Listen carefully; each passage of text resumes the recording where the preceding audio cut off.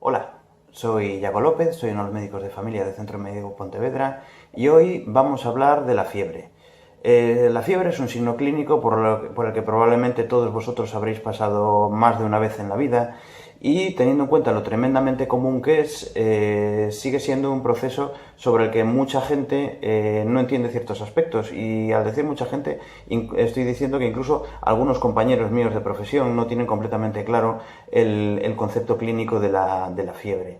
Y esto da lugar a situaciones que desde mi punto de vista pues, pueden llegar a ser completamente innecesarias, como el paciente mío que viene por una enfermedad respiratoria y viene con la fiebre en toda su intensidad sin haberse tomado algún medicamento de uso común que tenía pautado por mí en su casa por miedo a disimular la fiebre y de esa manera engañarme a mí en el diagnóstico de la enfermedad que tiene, cuando esto es difícilmente conseguible con un medicamento convencional. O la gente que se obstina en insistirme en que ellos con 37,5 tienen fiebre porque ellos son personas que tienen una temperatura muy baja y que entonces para ellos esto es fiebre. Que, como diremos a continuación en el vídeo, veremos que estas personas tienen su parte de razón, pero no hace falta que me insistan durante media hora de consulta para convencerme, porque a mí lo que más me van a interesar son una serie de síntomas que vienen colaterales con la fiebre y que permitirían saber si el paciente está enfermo o no está enfermo, independientemente de la décima de temperatura en la que ellos se encuentren. Entonces, en este vídeo vamos a hablar de una serie de elementos. En primer lugar, hablaremos, antes de hablar de la fiebre, vamos a hablar de qué es la temperatura corporal y cómo la regula el cuerpo en condiciones normales. Es decir, vamos a definir la normalidad para, a continuación, definir la anormalidad. Es decir, qué es lo que ocurre cuando tenemos fiebre. Entonces explicaremos qué es la fiebre y cómo llega a ocurrir esa fiebre, cómo llega a ocurrir ese aumento de la temperatura corporal. ¿Qué no es fiebre? Porque no todo aumento de la temperatura corporal es debido a la fiebre, puede ser debido a otras enfermedades que tienen un enfoque y un tratamiento completamente distinto. Vamos a hablar también de cómo se mide la fiebre, es un eterno tema de debate, la gente que dice que la temperatura hay que tomarla con un termómetro de mercurio, que sí con uno de alcohol, que sí con un electrónico, que sí con uno de oído, que sí con uno que te mide el calor desde la frente. Vamos a explicar por qué es bastante irrelevante todo este tipo de técnicas, la diferencia entre este tipo de técnicas de medida. Y por supuesto también vamos a hablar del tratamiento de la fiebre, cuándo decidimos tratar la fiebre, por qué en algunos casos el médico decide tratar la fiebre y sin embargo en otros casos el médico puede optar por no tratar la fiebre, cuál es la razón por la que esto ocurre. Y después, dentro de este capítulo, el tratamiento de la fiebre, pues lo que parece la pregunta del millón por la cantidad de veces que la gente me lo pregunta, y es si es posible bajar peligrosamente la temperatura corporal si yo me tomo un medicamento para la fiebre y no tengo fiebre o no tengo suficiente fiebre. Es un miedo racional si la persona no sabe cómo funcionan estos medicamentos, pero que podremos solucionar fácilmente con un poco de información que diremos en este vídeo. Entonces, como os decía, antes de hablar de la situación anormal, vamos a hablar de la situación normal. ¿Cómo es el comportamiento de un individuo sin estar en un proceso febril intercurrente? Una persona normal suele tener una temperatura interior, que como diremos a continuación es distinto de la temperatura externa que medimos con los aparatos de medición. Un individuo normal tiene una temperatura interior de entre 36,5 y 37,5 grados centígrados. Esta temperatura puede sufrir algunas variaciones a lo largo del día, que son completamente naturales, y en el caso de las mujeres en edad fértil puede sufrir variaciones a lo largo del mes. Hablaremos más adelante de ello. Pero la forma que tiene el cuerpo de gestionar esta temperatura, la forma que tiene el cuerpo de mantenerse en un rango de temperatura que rara vez oscila más de 1 grado, es debido a un sistema muy perfeccionado de gestión de la temperatura. El cuerpo humano tiene un sistema de control de la temperatura que recuerda mucho al de un sistema de calefacción casera. Tenemos un termostato en el cerebro que es el hipotálamo, que se encarga de regular constantemente la temperatura corporal. Y de hecho podemos hacer una analogía bastante fiable con el sistema de calefacción de una casa. En una casa tenemos un sistema de calefacción que normalmente consta de una caldera, de un sistema de tuberías, de unos radiadores, que son los que se encargan de disipar el calor hacia la casa, y un termostato que es el que determina que la caldera no se encienda innecesariamente cuando hace demasiado calor y por el contrario que sí que se encienda cuando hace frío. Pues el cuerpo humano, aunque parezca mentira, tiene un sistema bastante parecido a este. En primer lugar, tenemos un generador de calor, el equivalente a la caldera, que es sobre todo el tejido muscular, tanto las contracciones musculares como ciertas actividades metabólicas de mantenimiento de nuestros músculos generan bastante calor. Y la actividad metabólica natural de nuestro hígado también genera bastante calor.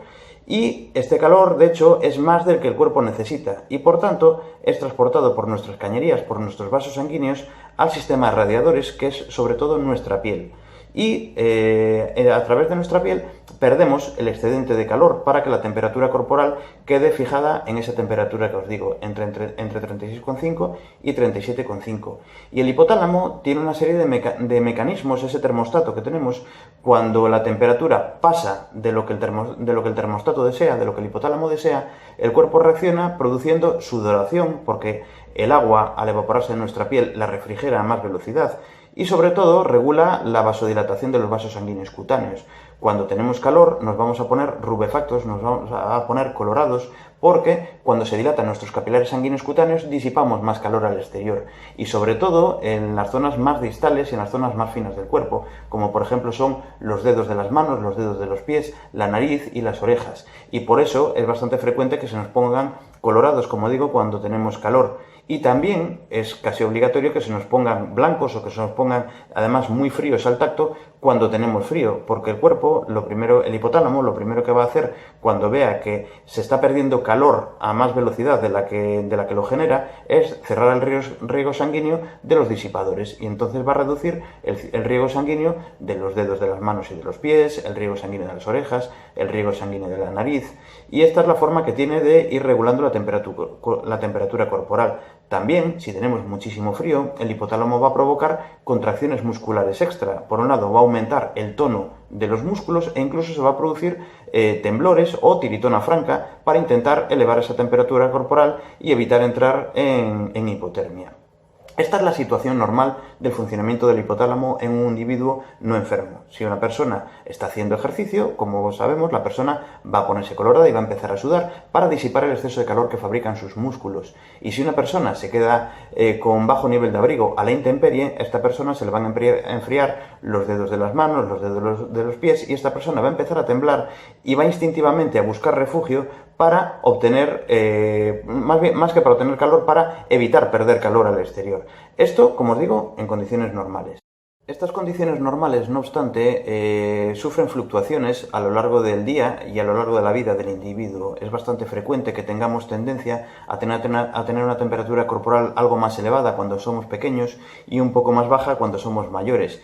Y en el caso de las mujeres en edad fértil, por ejemplo, suele ser algo más baja los 14 primeros días del ciclo menstrual y un poquitín más alta los 14 días siguientes, los 14 últimos días del ciclo menstrual. Entonces hay un margen de variación, pero realmente el nivel en el que el cuerpo se maneja es bastante rígido, teniendo en cuenta lo fácil que sería enfriar y calentar un cuerpo inerte. Es bastante prodigioso el nivel de control que tiene el hipotálamo sobre esto. Y el fenómeno clínico que entendemos como fiebre surge cuando una serie de circunstancias hacen que se altere el termostato y que el hipotálamo coloque su temperatura de ajuste pues, en un valor superior, que puede ser 1, 2, incluso 3 grados superior a lo que se considera la condición fisiológica de la persona. Y esto es debido a un efecto colateral de la lucha que lleva a cabo el sistema inmune contra los gérmenes patógenos. Existen una serie de sustancias que digamos que emborrachan al hipotálamo y hacen que suba el ajuste de temperatura, que son sustancias a las que llamamos pirógenos. Hay unos cuantos pirógenos que llamamos pirógenos exógenos, que son las proteínas de superficie de ciertas bacterias, algunas toxinas que pueden inducir este efecto. Pero la mayor parte de las veces que nos vamos a encontrar con fiebre va a ser fiebre producida por unas sustancias que nosotros mismos generamos, que son, entre otras, las interleuquinas. Es un grupo más grande de sustancias que se llaman citoquinas en general, pero en concreto la interleuquina 1 y la interleuquina 6 juegan un papel principal en la aparición de la fiebre. Y la explicación de estas sustancias en realidad es bastante sencilla. La mayor parte de vosotros habréis visto alguna vez los dibujos animados de Érase una vez la vida o Érase una vez el cuerpo humano, que se llaman en la actualidad, en la cual aparecen los glóbulos blancos patrullando los vasos sanguíneos y hablando con las demás células. Esto evidentemente no es algo que ocurra en realidad. Pero, sin embargo, los glóbulos blancos, a pesar de no tener ojos, saben acudir a la zona de conflicto. Y uno de los mecanismos por los que un glóbulo blanco sabe acudir allá donde debe y atacar al germen invasor es debido a que en el lugar donde se provoca la infección se liberan unas cuantas citoquinas, como esas interleuquinas de las que os hablo, el interferón. Eso crea como un marcador, como una especie de feromona que hace que el glóbulo blanco vaya nadando de las zonas donde hay menos concentración a más concentración y por fin consiga alcanzar el punto en el que se está provocando la infección. Pero parte de estas interleuquinas circulan por la sangre y cuando pasan por los vasos sanguíneos endoteliales que irrigan el hipotálamo, eso provoca una liberación en el hipotálamo de una sustancia que se llama prostaglandina E2, de la cual habíamos hablado en parte en el vídeo de la gastroprotección y los antiinflamatorios. Y esta prostaglandina es una sustancia netamente inflamatoria, se deposita por un lado en los músculos, se deposita en las articulaciones y esto genera el típico dolor muscular y el típico dolor articular que tiene una persona cuando tiene fiebre, y también provoca, de nuevo, esas prostaglandinas de vuelta en el hipotálamo generan una elevación del termostato, como os digo, lo cual provoca todos los demás efectos que vienen con la fiebre, que es la búsqueda de abrigo, la sensación general de frío, la frialdad inicial en las palmas, en los dedos de las manos y en los dedos de los pies, porque el cuerpo está en ese momento intentando subir la temperatura corporal, de manera que incluso media hora, incluso una hora antes de tener fiebre termometrable, yo ya tengo síntomas febriles manifiestos. Tengo dolores generalizados, tirito, busco abrigo instintivamente porque tengo sensación de frío, porque el hipotálamo está recurriendo a sus mecanismos normales de elevar la temperatura corporal. Lo único que está fallando es que el termostato lo acaba de fijar 1 grado por encima y entonces echa mano de los mecanismos naturales de ahorro ante la hipotermia para conseguir solucionarlo.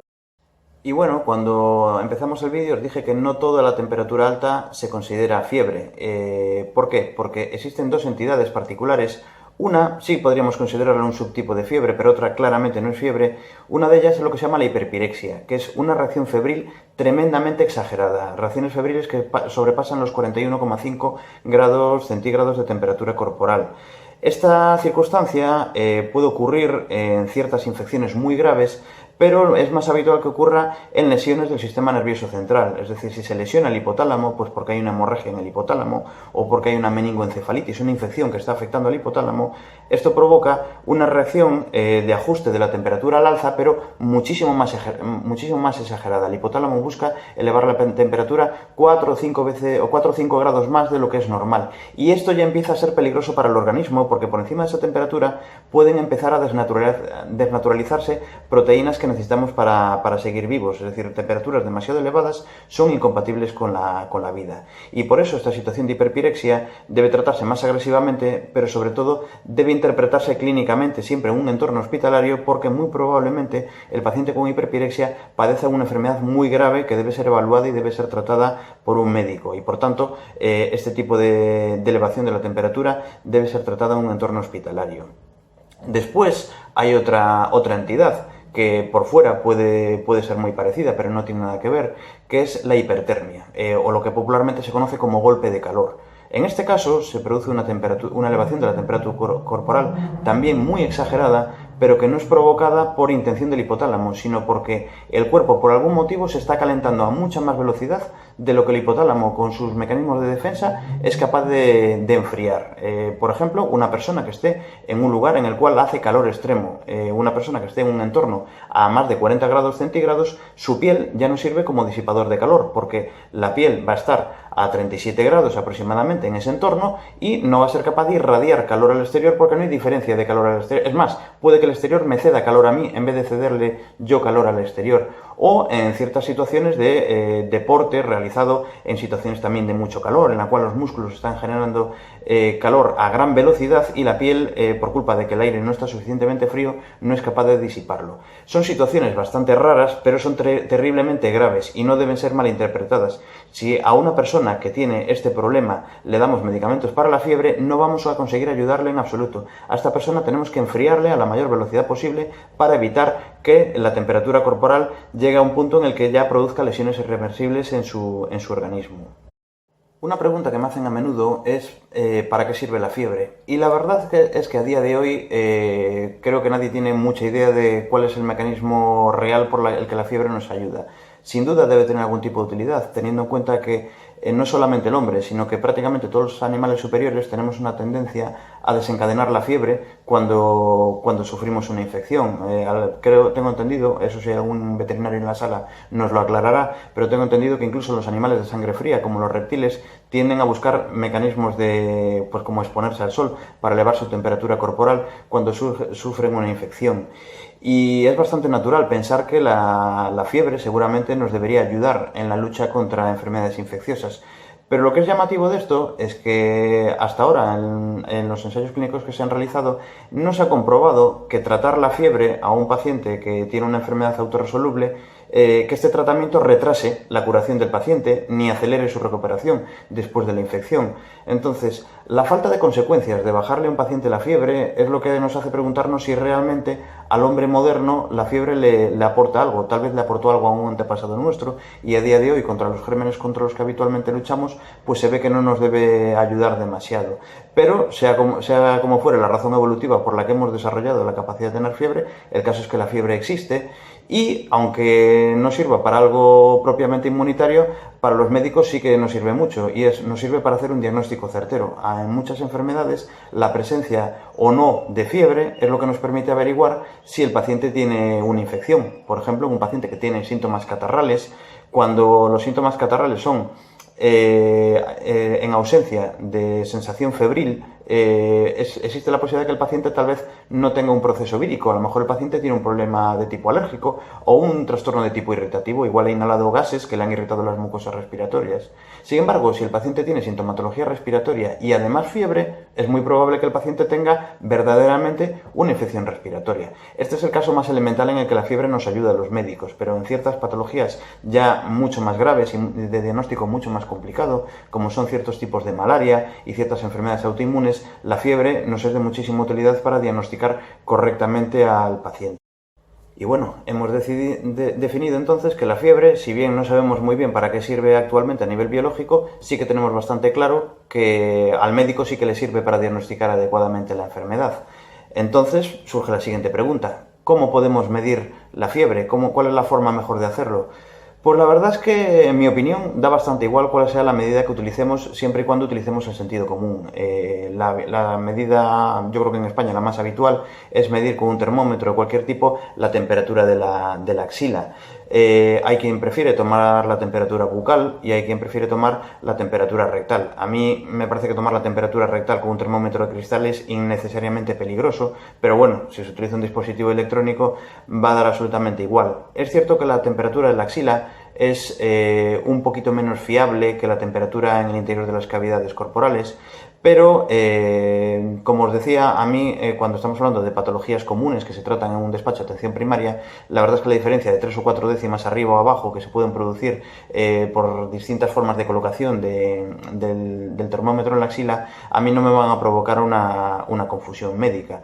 De hecho, como os decía en el mecanismo causal de la fiebre, yo a esos pacientes que me dicen, yo es que con 35,5 ya tengo fiebre, yo les creo. Es decir, a mí lo que me interesa es saber si el paciente se siente mal, si ese paciente tiene un frío inusual, es decir, es la única persona de la habitación que tiene frío, si esa persona tirita, si a esa persona le duele el tacto de la ropa con la piel, si esa persona tiene dolores osteomusculares generalizados, a mí esa persona ya me está dando la información de que tiene una enfermedad con reacción febril, independientemente de que su temperatura alcance los 37 o no los alcance.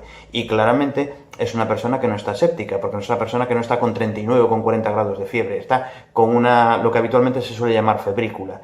Entonces, pues ponernos en disquisiciones de si alcanzó las décimas necesarias para gozar del diagnóstico de fiebre, al final es completamente irrelevante. A mí la información de que ese paciente está enfermo ya me la está dando por el malestar general que él me está transmitiendo. Entonces no me hace falta constatarlo, levantar acta notarial, poniéndole yo un termómetro en su axila y comprobando que efectivamente el paciente no me miente. También por este motivo, cuando un paciente viene pidiendo ayuda en la consulta del médico, entiendo que la inmensa mayor parte de los pacientes no vienen a mi consulta por entretenimiento, sino que vienen porque se encuentran mal y buscan ayuda. Entonces no es necesario que el paciente aguante con toda su fiebre para poder mostrármela a mí en todo su esplendor. A mí con que me diga qué valor tenía la temperatura en su casa, pues me va a valer perfectamente. Y volviendo a lo que os decía, los sistemas de medición, bueno, pues entre los 3 sistemas, cada uno el que prefiera. Yo personalmente pienso que el termómetro axilar, a mí me da menos asco compartirlo con otras personas que ponérmelo en la boca o hacer una medición rectal. Y las nuevas medidas novedosas, como es lo de la temperatura en el oído o la temperatura en la frente, pues se basan tanto una como otra en la medición de infrarrojos. Como os decía en el vídeo de las radiaciones electromagnéticas, nosotros mismos somos unas fuentes emisoras de infrarrojos y en menor medida de microondas, que es nuestra forma de disipar calor al exterior. Entonces estos sensores lo que hacen es detectar la cantidad de infrarrojos que llegan al sensor y a partir de eso elaboran una medida de cuál es probablemente nuestra temperatura corporal. Pero no están exentos de problemas. Pues, por ejemplo, un medidor de oído, si el paciente tiene una otitis y tiene el tímpano muy inflamado y muy enrojecido, ese tímpano va a disipar más calor del que correspondería. Entonces eso puede producir una medición al alza de la fiebre que el paciente tiene. Y del mismo modo, pues que se coloca aquí delante de la frente y que capta los infrarrojos, depende de muchísimos factores también ambientales. Entonces, no hay ningún método que sea totalmente fiable. Pero lo que sí que es inteligente es aquella persona que está evaluando su fiebre, aquella persona que sigue su fiebre por un interés diagnóstico, sí que debería utilizar siempre el mismo sistema y en el mismo punto de su cuerpo para obtener una referencia. Es decir, para saber si la fiebre sube o la fiebre baja, de nada me vale cambiar entre la axila, la boca y el recto, porque aparte de ser una guarrada, es que voy a tener valores distintos sencillamente por habérmela tomado en distintos puntos. Entonces, quien se haya tomado la temperatura axilar debe compararlo con nuevas tomas de temperatura axilar. Quien se haya tomado la temperatura otológica, pues debe coger y compararlo con otras tomas de temperatura otológica, pero no se debe coger y cambiar el sistema de referencia constantemente, porque entonces no vamos a tener una certeza de por qué, de cuál es el curso clínico de esa fiebre. Y esto nos lleva al siguiente punto de la fiebre, y es que, como decimos, la fiebre tiene una utilidad diagnóstica. Entonces, ¿por qué en ocasiones el médico decide tratar la fiebre y en otras ocasiones no? Bueno, cuando hablamos de una enfermedad que el médico ya ha diagnosticado correctamente, pues por ejemplo que el paciente tiene una gripe o tiene un proceso vírico bien definido con una evolución que sabemos, la fiebre ya no me aporta información. El paciente ya ha sido diagnosticado y a partir de ahora padecer los síntomas febriles al paciente le va a originar sencillamente sufrimiento. Entonces, a esta persona, la mayor parte de las veces que le tratemos la fiebre, lo vamos a hacer por pura humanidad. Y de hecho, realmente nos da bastante igual la temperatura. A mí, desde luego, como médico, cuando un paciente ya le he diagnosticado, me da absolutamente igual la temperatura de su axila, pero me interesa su bienestar. Es decir, si esa persona se está encontrando horriblemente mal, esa persona merece un medicamento antipirético para dejar de sentirse mal. Por el contrario, si una persona en un momento dado se mira la temperatura de la axila, tiene 39 grados y se encuentra perfectamente bien, ese paciente no necesita ningún tipo de ayuda por mi parte porque ya se encuentra bien. El medicamento no tiene nada que ofrecerle. Y además, desde un punto de vista científico, si una persona tiene esa temperatura y no está mal tomada, que la mayor parte de las veces lo que va a haber es un error de medición, si yo tengo 39 y me encuentro bien es porque la fiebre está a punto de bajar. Entonces el hipotálamo ya se siente satisfecho con la temperatura y va a empezar a dar la orden de bajar. Ese paciente que tiene 39 y se encuentra bien, probablemente empiece a sudar a mares para bajar su temperatura corporal y entonces ya no necesita ningún tipo de ayuda. Aparte de esta mayoría de gente que vamos a tratar, pues lo que os digo, por un criterio puramente humanitario, para que esta gente no tenga un malestar completamente innecesario, existen situaciones en las que sí que es obligatorio que tratemos la fiebre, y es cuando la fiebre constituye un peligro para el individuo. Por supuesto, lo que os decía, la gente que tiene hiperpirexia, ese estado tan salvajemente elevado de fiebre, necesita medidas muy agresivas para bajar la temperatura, y aquí tenemos que recurrir no solo a medicamentos, sino a medidas físicas, como el aplicar mantas frías o incluso meter al paciente en agua fría, lo cual es terriblemente desagradable porque a nadie le hace gracia que le metan una bañera de agua fría. Pero si además estamos con fiebre, no os podéis ni imaginar lo desagradable que puede ser. Pero en este caso se hace con la intención de salvar la vida al paciente, porque como os decía, no podemos pasar de una temperatura de 42 o 43 grados de temperatura interior porque empiezan a desnaturalizarse las proteínas que son necesarias para la vida. Pero quitando esos casos tan exagerados, en otros pacientes, pues por ejemplo pacientes que tienen problemas respiratorios severos o problemas cardíacos, no deberíamos olvidar que cada grado de temperatura que subimos el termostato, estamos aumentando un 13% extra en nuestro metabolismo, es decir, necesitamos un 13% más de oxígeno por cada grado y necesitamos un 13% más de quema de calorías por cada grado de temperatura corporal que elevamos. Entonces, un paciente que no respira lo suficiente como para estar bien en reposo, imaginaos lo mal que va a respirar cuando esté con fiebre, que equivale a respirar haciendo ejercicio. Cada grado de temperatura, como os decía, es como ir andando a más kilómetros por hora. Entonces, esa persona que ya en condiciones normales tiene una capacidad cardíaca, una capacidad respiratoria muy justita, esta situación biológica le va a poner contra las cuerdas. Entonces, en este paciente no hay opción, hay que tratarle sí o sí, porque no podemos poner en peligro su salud por culpa de la fiebre.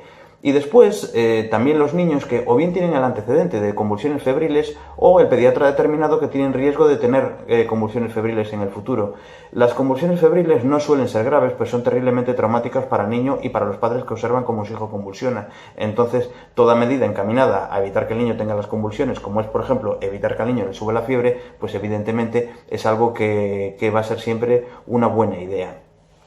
Por el contrario, en un paciente que está hospitalizado, habitualmente la actitud del médico va a ser no tratar la fiebre. ¿Y por qué? Pues porque el paciente que está hospitalizado, casi por definición, es un paciente grave. Es un paciente con el que el médico no puede permitirse el más mínimo margen de error, porque un fallo diagnóstico o un fallo de seguimiento puede provocar el fallecimiento del paciente. Entonces, en estos casos, por el fin último de la vida del paciente, se sacrifica el fin intermedio, que es el bienestar. Y habitualmente un paciente que está ingresado, pues por ejemplo, en la enfermedad de enfermedades infecciosas del hospital, a la espera de un diagnóstico correcto de su enfermedad, no va a recibir ningún tratamiento antitérmico porque los médicos van a estar analizando el comportamiento de la fiebre para, junto con las demás pruebas clínicas hospitalarias, obtener por fin un diagnóstico que les permita diagnosticar y tratar al paciente. Y también porque la fiebre en estos pacientes va a ser un indicador de respuesta al tratamiento. Pongamos, por ejemplo, un paciente que ingresa con una neumonía grave en el hospital y fiebre elevada. Uno de los primeros síntomas que nos va a permitir averiguar si el paciente responde al tratamiento antibiótico que le hemos dado, que no olvidemos que cuando un paciente acude a urgencias con una infección grave, el primer tratamiento suele ser a ciegas, es decir, si hay un paciente con una neumonía, se le va a poner un tratamiento antibiótico que por guías clínicas, por protocolos, se ha establecido que va a ser eficaz en el 90 y pico % de las neumonías tratadas a ciegas. Pero si queremos saber si hemos acertado con el tratamiento antibiótico, mientras no llegue el resultado del cultivo, en el cual sí sabremos cuál es el antibiótico adecuado para el paciente, en las siguientes horas el ver su temperatura corporal nos permitirá saber si hemos dado el antibiótico correcto o, por el contrario, si no conseguimos una buena respuesta de la temperatura del paciente, podremos cambiar de tratamiento incluso antes de que nos llegue el resultado de microbiología. Y por eso, en el hospital, la fiebre es importantísima. Y salvo aquel paciente que ya digamos que se da la batalla por ganada y ya nos podemos permitir bajarle la fiebre, normalmente en el hospital se va a optar por no bajar la fiebre para evitar un falso diagnóstico o una falsa evaluación de la curación del paciente. Y yo, desde mi punto de vista en consulta, la verdad es que me comporto en un punto que está a mitad de camino entre el tratamiento sistemático y el no tratamiento que ocurre en el hospital. Yo normalmente, cuando a un paciente le diagnostico, como siempre existe una posibilidad de que la enfermedad sea grave, lo que les aconsejo es que tomen el antipirético que yo les voy a dar, que habitualmente va a ser paracetamol o tal vez con ibuprofeno añadido.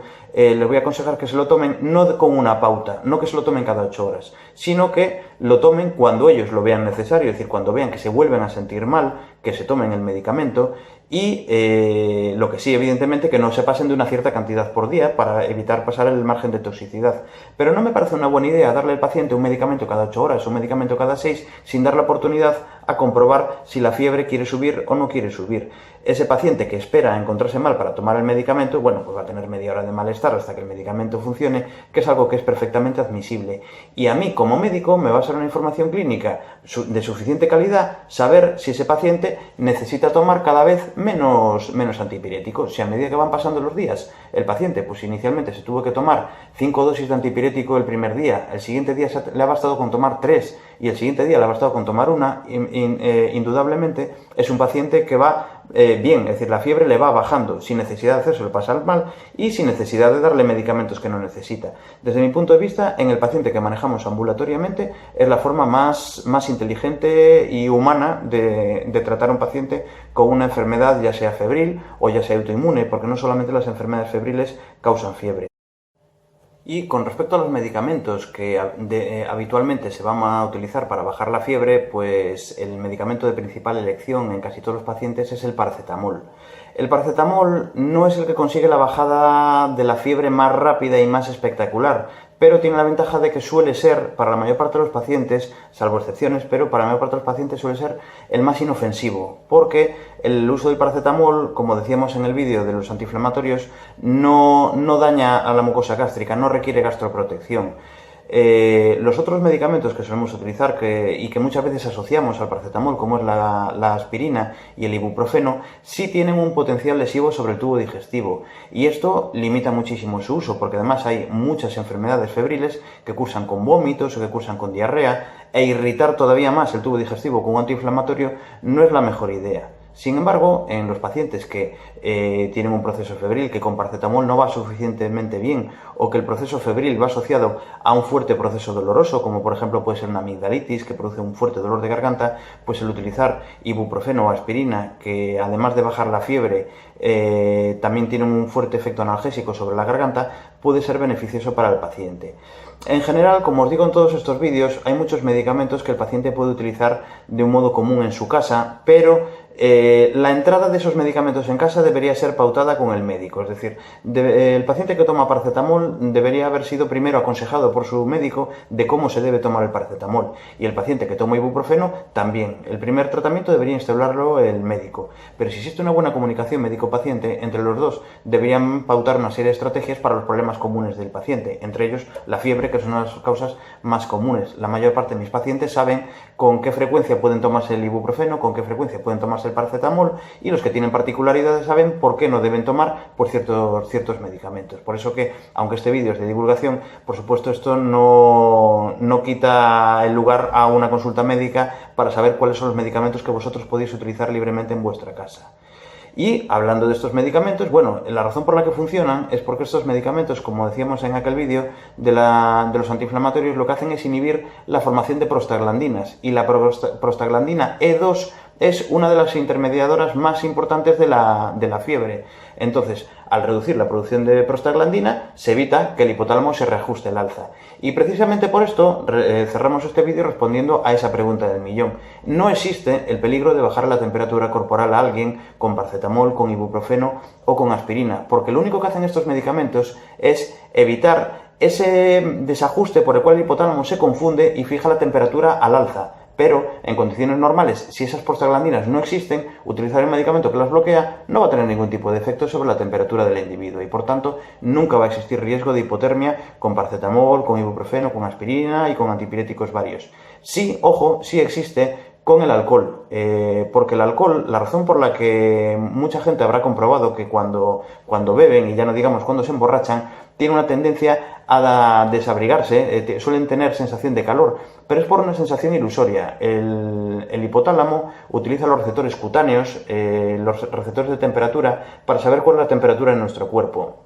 Y el paciente que está ebrio, el paciente que ha bebido alcohol, normalmente dilata sus capilares sanguíneos cutáneos, su piel se calienta y esto produce una sensación subjetiva de calor, y además produce una pérdida acelerada de calor al exterior, porque cuanto más caliente está mi piel, más velozmente se pierde la energía calorífica de cara al exterior. Y por eso se da la paradoja de que un paciente que está borracho siente calor y sin embargo se está enfriando a una gran velocidad. Y es una de las razones por las que las borracheras son situaciones clínicas peligrosas, y sobre todo en invierno, porque el riesgo de muerte por hipotermia en el paciente alcohólico es un riesgo real, y sin embargo en el resto de los pacientes es difícil que ocurra, salvo un caso de pobreza extrema, porque todo individuo, cuando le baja suficientemente la temperatura corporal, se siente horriblemente mal y busca abrigo con carácter inmediato por razones instintivas y empieza a tiritar, lo cual evita lo que decimos, la muerte por hipotermia. Pero el alcohol anula completamente todos estos sistemas de defensa, y entonces el paciente que está borracho y expuesto al frío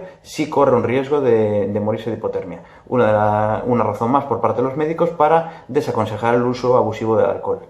Y bueno, hasta aquí el vídeo de hoy. Creo que tenemos toda la información que necesitamos para, a partir de ahora, manejar la fiebre, y ya sabéis que si queréis suscribiros a nuestro canal, podéis hacerlo haciendo clic en el botón que os va a aparecer en esta parte de la pantalla. Me despido de vosotros hasta el próximo vídeo. Un saludo